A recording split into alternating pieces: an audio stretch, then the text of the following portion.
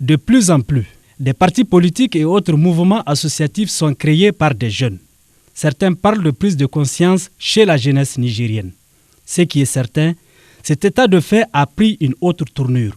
C'est notamment le cas des manifestations folkloriques des Samaria ou structures de jeunesse des années 80, dont il faut reconnaître l'importance au plan culturel, qui ont fini, au fil du temps, par se transformer en d'autres types d'organisations plus libres et dynamiques, telles que les clubs de jeunes, ONG, mouvements ou associations poursuivant des objectifs clairs et buts spécifiques sur la scène de ce qu'il est convenu d'appeler société civile. Ce qui nous amène à parler de la jeunesse nigérienne dans ses rapports avec la société civile et la société politique ou institutionnelle actuelle. La société civile n'est pas l'ennemi de la société politique ou institutionnelle. Les deux acteurs doivent, dans l'intérêt du pays, jouer chacun son rôle, si possible, dans l'intercomplémentarité que dans une féroce adversité que rien ne justifie. Les partenaires techniques et financiers du Niger doivent le comprendre tel, en continuant à soutenir notre société civile conformément aux orientations politiques de développement du pays, pas pour autre chose. Un acteur de la société civile n'est pas un citoyen au-dessus des lois et règlements de la République. Il n'est pas détenteur exclusif du monopole de la défense de la Constitution reconnue à tout citoyen. La société civile n'a pas mission de théâtraliser le débat démocratique ou de dérouter l'opinion publique. Elle a pour vocation première d'éclairer l'opinion publique tout en préservant la paix et la quiétude sociale. Dans le même ordre d'idées, l'autorité de l'État est affaiblie lorsque les libertés publiques ou d'association sont compromises en démocratie. Il n'y a pas de démocratie véritable là où la société civile ne joue pas le rôle qui lui est reconnu par les lois et règlements de la République. Aussi, le secret défense, la raison d'État ou la préservation de l'ordre public ne doivent servir de prétexte aux tenants de l'autorité de l'État pour réduire au silence un acteur de la société civile dans sa mission d'éclairer l'opinion sur les préoccupations de l'heure.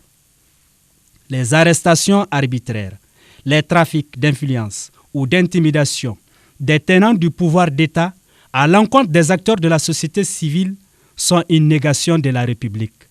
C'est tout le contraire de l'essence même de la démocratie.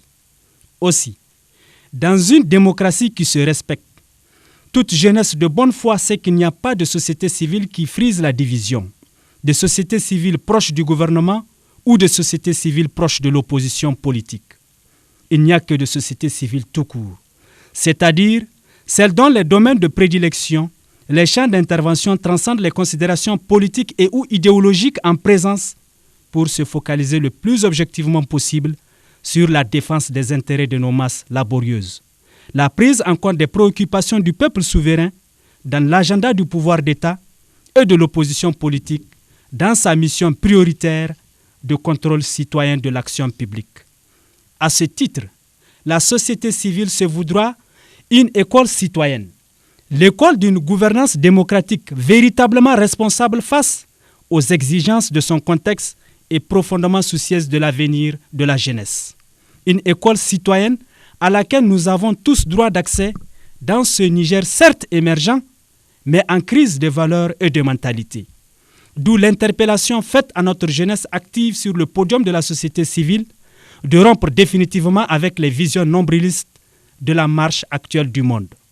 La société civile ne doit pas être ni pour la jeunesse une échappatoire à la crise de l'emploi, ni pour ses respectables acteurs un métier ou quelque mission prophétique. Qu'elle soit une phase transitoire, puisque nous devons la percevoir comme une école citoyenne, une échelle vers la société politique ou institutionnelle n'est pas un péché en soi pourvu qu'elle ne soit dès le départ vouée à cette cause. C'est pourquoi l'expertise d'un retraité devenu acteur de la société civile est préférable à l'éminence d'un jeune ambitieux aux intestins fragiles, se proclamant acteur de la société civile qui surgit de nulle part, prendre d'assaut les médias et se moquer de notre petite intelligence. Qu'il soit entendu qu'en parlant ici de société civile, nous ne parlons pas de ces conglomérats de structures aux ordres du diable se proclamant de la société civile. En clair, nulle allusion n'est faite à ces réseaux nés du vagabondage institutionnel, cet ordre de prébendiers, cette génération d'agitateurs sans scrupules, d'experts en tout qui envahissent nos médias, nos rues, nos cases, nos bureaux et autres ambassades, ternissant ainsi l'image de notre vaillante et glorieuse société civile dont l'histoire retiendra l'apport inestimable dans l'enracinement de la démocratie ainsi que de l'édification de l'état de droit. À bon entendeur, salut.